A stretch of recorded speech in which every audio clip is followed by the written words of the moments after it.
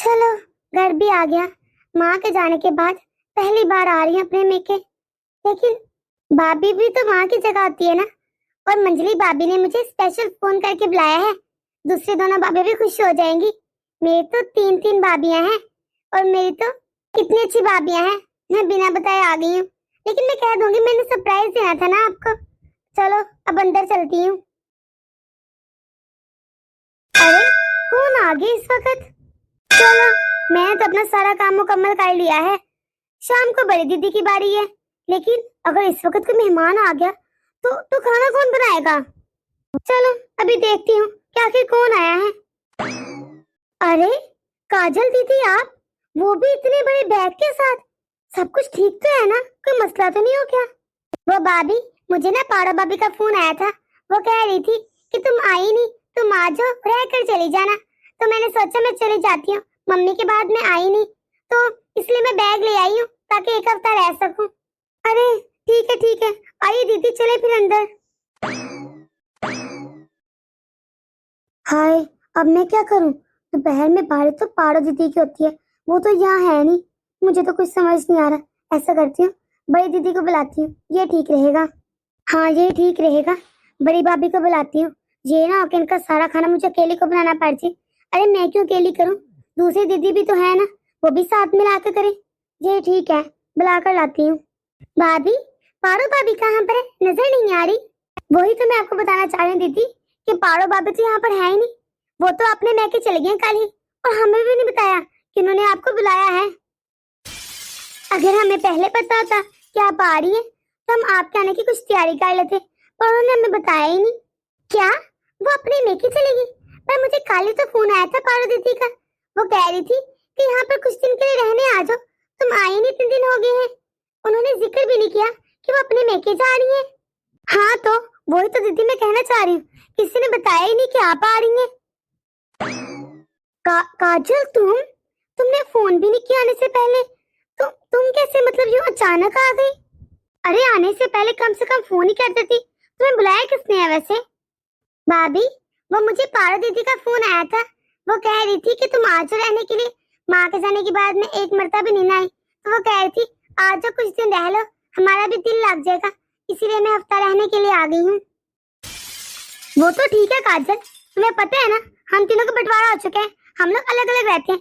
अगर तुम्हें पारो ने फोन करके बुलाया है तो तुम उसके घर आती ना। लेकिन भाभी, मुझे नहीं मालूम था वो नहीं है। उन्होंने फोन करके बोला तो मैं आ गई।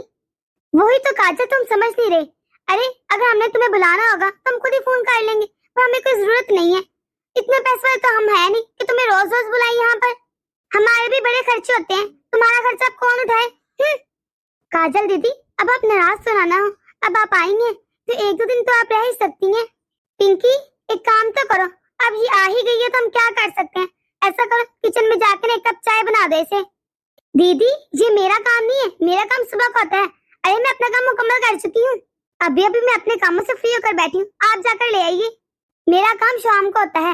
वैसे भी तुमने गेट खोला है, तुम्हें सबसे पहले पता चला है कि काजल दीदी आई है और तुम्हें ज्यादा प्यार आ रहा है काजल दीदी पर, इसलिए जाकर चाय तुम बनाओ। भाभी, आप लोग झगड़ा न करें, मैं खुद ही अपने लिए चाय बना लूंगी। ठीक है काजल दीदी, अगर आप चाय बना ही रही हैं तो एक कप मेरे लिए भी बना देना, मेरे सर में बहुत दर्द हो रहा है। अच्छा काजल दीदी, जब आप फ्रिज में दूध लेंगे ना, जो छोटे बर्तन में रखा है ना वो ना लेना, वो मेरा है। जो बड़े बर्तन में दूध है ना वो ले लेना, वो दीदी का है। वैसे भी अब भाभी भी तो चाय पी रही है ना, तो इनका दूध यूज होगा। पिंकी, काजल सिर्फ मेरी ननद नहीं है बल्कि तेरी भी है। अगर तेरे से के दूध में से चाय बन जाएगी तो कौन सा कोई क़यामत आ जाएगी। पर भाभी, आप कह रही ना आपने भी चाय पीनी है, तो फिर मैं अपने हिस्से का दूध क्यों दूं? देखा काजल तूने, तेरे माँ बाप कैसे बंटवारे करके गए हैं। अरे जब घर में तीन तीन बेटे थे तो तीन दिन किचन भी बनवाती ना, एक किचन छोड़ के।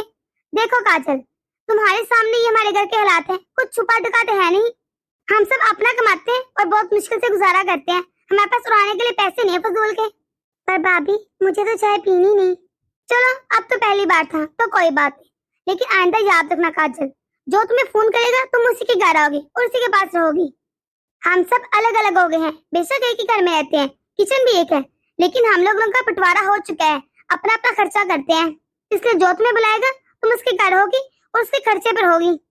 हमारे पास इतने पैसे नहीं है, जब होंगे तुम्हें बुला लिया करेंगे। आप फोन करके पाड़े से पूछो कि कहाँ रहेगी जिसे तुम्हें बुलवाया है।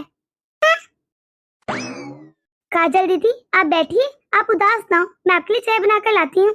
जी ठीक है भाभी। मम्मी मम्मी ये क्या हो गया? भाभी पहले जैसे ना थी। मैंने सोचा था आपके जाने के बाद मैं यहाँ आऊंगी तो मुझे कुछ प्यार मिलेगा, मुझे आपकी कमी फील नहीं होगी, मैं अपने घर आऊंगी अपने मेके। लेकिन मम्मी ये तो कह ही नहीं रहा मेरा। मम्मी पापा आप दोनों चले गए, सब कुछ खत्म हो गया। ये लोग कैसे मुझसे बात कर रहे, मुझे बेगाना कर दिया। मैं क्या करूं? मैं तो अपने वापस ससुराल भी नहीं जा सकती क्योंकि मैंने कह के आई कि मैं एक हफ्ता रहूंगी। सब क्या सोचेंगे?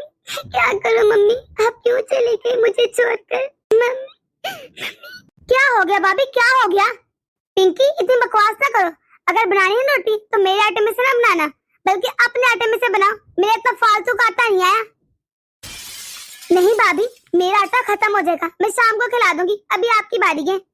नहीं ऐसा करो तुम खिला दो, अभी मैं शाम को खिला दूंगी। भाभी मैं भी चाय बना रही हूँ ना, तो रोटी आप बनाएंगी, आप खिलाएंगे अपने आटे से। पिंकी एक काम करो, जाकर पहले पूछो उसे भूख है कि नहीं। एक तो बिना पूछे आ गई है। ऐसा करते हैं अभी से चाय पिला देते हैं, आराम कर लेगी थोड़ी देर, फिर शाम को रोटी दे देंगे एक मर्तबा ही। सही कह रहे हैं भाभी, अभी तो ये भी नहीं पता कि इनके पीछे इनके बच्चे ना आ जाए रहने के लिए, बिना पूछे ही बिना बताए आ गई हैं।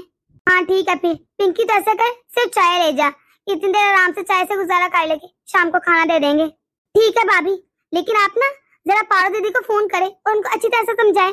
एक खुद तो मैके चलेगी है, हमारे पर बोझ डाल गई है। जरूर पूछना भाभी इनसे कि हमारे पे इतना बोझ क्यों डाला, क्यों खर्चा करवा रही हूँ इतना। जरा एक मिनट पारो दीदी को लेने दो, सारा खर्चा वसूल करवाऊंगी। वो ही तो खुद मेके बैठी है, हमारे पैसे आराम से लगी जा रहे हैं। बोझ कहीं की। भाभी इनको तो कुछ देना भी पड़ेगा। ए देना क्या है, 100 रुपए दे देना, और तेरे पास कोई सूट पड़ा होगा ना वही दे देना उठाकर। हाँ भाभी मेरे पास एक सूट पड़ा है पिछले साल का, वही दे दूंगी, है पुराना डिजाइन का लेकिन दे दूंगी। वही तो मुंह उठाकर आ जाती है बिना पूछे बिना बताए, मम्मी नहीं है पहली बार आई हूँ। बंदा पूछे हमारे के खर्चे थोड़े हैं तो तू भी आ गई है। वही तो, ये तो देखती नहीं कि भाई इतने जोगे हैं कि नहीं, हर महीने आते खर्चा करवाने हमारा। हाँ भाभी खर्चा तो हो जाएगा। ये ले काजल दीदी चाय पी लीजिए, और भूख तो आपको लगी नहीं ना होगी, खाना तो आप खा के आई होंगी। वो मैं इसलिए पूछ रही थी कि मैंने सुबह खाना बनाया था लेकिन वो खत्म हो गया, सबने खा लिया था। लेकिन अब बड़ी दीदी का काम है शाम को खाना बनाना, तो दोपहर को इसलिए पूछ रही हूँ। अभी चाय पी ले, शाम को खाना खा लेना काजल दीदी। नहीं चाहिए भाभी आप लोगों की चाय, और ना ही मुझे भूख है, ना खाना खाने आप लोगों का। आप लोग अपना खाना और चाय अपने पास रखें। अरे भाभी मम्मी के जाने के बाद मैं पहली बार आई थी यहाँ पर, वो भी इसीलिए कि मुझे मम्मी की बहुत याद आ रही थी। मम्मी कहती थी कि भाभी माँ की जगह आती है, जब तुम्हें मेरी याद आई तो यहाँ आ जाना। लेकिन आप लोग कैसे निकली भाभी? मैं हमेशा सोचती थी मैं बहुत लकी हूँ, मेरी 3 भाभी हैं, मेरी 3 माएँ हैं। और भाई, माँ ने कहा था भाई बाप की जगह आते हैं, लेकिन भाभी आप लोगों ने तो हद ही कर दिया। आप लोगों को क्या लगता है मैं आप लोग के यहाँ पर खाना खाने आई हूँ? अरे मैं आप लोगों का सिर्फ प्यार लेने आई थी। मुझे इतनी मम्मी की याद आ रही थी, मैं 2 दिन से सो नहीं सकी। मैंने सोचा अपने घर चलती हूँ, मुझे अच्छा फील होगा। आप लोगों के घर मेरे लिए एक रोटी पर झगड़ा हो रहा है, हाथ दे तू ऐसे घर पर। अरे तुम लोगों को क्या लगता है मैं तुम लोगों के 100 रुपए और सूट की भूखी हूँ? नहीं चाहिए मुझे तुम लोगों का 100 रुपये और सूट। मैं तब से ये सोच रही थी कि अपने ससुराल वापस कैसे जाऊं, क्योंकि मैं इनको कह के आई हूँ कि मैं एक हफ्ता रहूंगी। सब क्या सोचेंगे, क्या कहेंगे, लेकिन अपने ही घर में अपनी भाभी से इतनी बेइज्जती करवाने से अच्छे कि इंसान अपने ससुराल में सास ससुर से बेइज्जती करवा ले। भाभी मैं आप लोगों के घर कभी नहीं आऊंगी, मेरी माँ चलेगी, लेकिन मेरी माँ के साथ साथ मेरा मेका भी हमेशा हमेशा के लिए चला गया। ये बात मुझे आज पता चल चुकी है भाभी, शुक्रिया आप लोगों की इज्जत अफजाई का। काजल रुक जाओ ना। सॉरी काजल, तुम प्लीज इस तरह गुस्सा ना हो, हमारी बात तो सुनो। सच में काजल हमें माफ कर दो, हमने वाकई तुम्हारे साथ आज बहुत बुरा सलूक किया। मैं भूल गई थी कि ये भी तो तुम्हारा घर है ना, और तुम हमें माँ की जगह रखती हो। फिर क्या हो गया? अगर इस घर में बंटवारा हो गया है, तुम है तो इस घर की बेटी ना, तुम्हारे भाइयों पर तुम्हारा भी हक है। मुझे माफ कर दो काजल। चलो अब तुम कहीं भी नहीं जा रही, कुछ दिन यहीं पर रहो, रहने आई थी ना। भाभी आप प्लीज ना रो, मुझे और क्या चाहिए भला कि आप मेरे साथ इतने अच्छे से बात कर रही हैं। प्लीज चुप कर जाइए। प्लीज काजल दीदी आप ना जाइए, हमें माफ कर दीजिए। अगर आपने हमें दिल से माफ किया तो इधर रुक जाइए ना। हाँ काजल दीदी, जब तक आपका दिल करे तब तक रहिएगा। आप इतनी दूर से आई हैं स्पेशल। चलो शाबाश बैठो, मैं तुम्हारे लिए खाना लेकर आती हूँ, मुझे पता है तुम्हें भूख लगी होगी ना। ठीक है भाभी। दोस्तों आपको स्टोरी कैसी लगी कमेंट करके जरूर बताइएगा। दोस्तों आज भी इस तरह के बहुत से घर हैं जिसमें बहनों के साथ इस तरह का व्यवहार होता है। हाँ दोस्तों, तो अपनी बहनों का ख्याल रखिएगा, किसी की बहन बेटी के साथ इस तरह का सलूक ना करिएगा। अगर आप लोग इस चैनल पर नए हैं, अभी तक सब्सक्राइब नहीं किया, तो जल्द से सब्सक्राइब, लाइक एंड शेयर और कमेंट करना ना भूलिएगा।